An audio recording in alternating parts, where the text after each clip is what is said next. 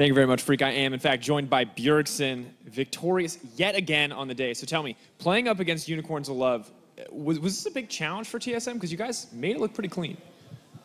Just what I heard from other teams and watching their games, they're just very scrappy. They're a very scrappy team. They always kind of want to fight, and it's very chaotic. So that's kind of what I expected going into the game. I think the game was pretty decently in our favor. The only real issue was kind of these picks that we never play against, like Aurelia and Hecarim were actually doing really well, but the champions we're used to playing against, like Corki, was no problem holding down. So I think a little bit of unfamiliarity was the only real issue we had. Vishichachi's Aurelia was obviously a really good champion of his. Definitely looked good for him, but it seems like you guys did a really good job of minimizing the impact of those like unknown champions. Was this a conversation that happened in pick ban when you saw these crazy picks coming in? Did you guys have a strategy ready for it, or did you kind of just play it by ear, so to speak, as you went into the game?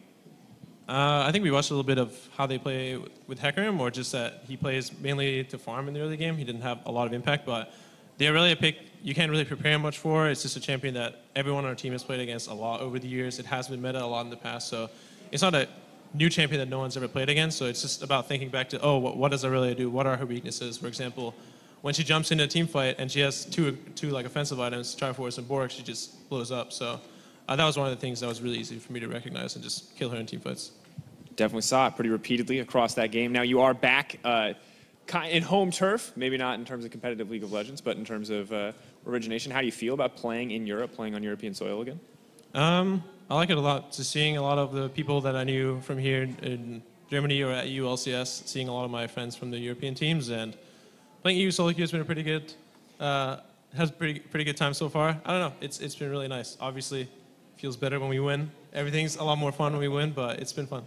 Well, speaking of that, NA is now 4-2. Now, Freak had some interesting predictions about Fnatic coming in, taking the best of 5 in the long run. But do you feel like we've already seen today that NA is greater than EU? Oh, man. I don't think you can judge off of just one day, because I think a lot of things can change. It comes down to which teams are adapting the best throughout the tournament to the opposite meta. I can't say NA meta is better or EU meta is better, but obviously there's been different priorities, and the teams from both regions are going to try to adjust to what the other teams are playing, and then we're just going to see who comes out ahead in terms of that. We definitely will. Well, a very diplomatic answer there to close it out. Congrats again on your win, and thank you so much for taking the time to talk to me. For now, we're going to toss things over to the analyst desk to close out the day.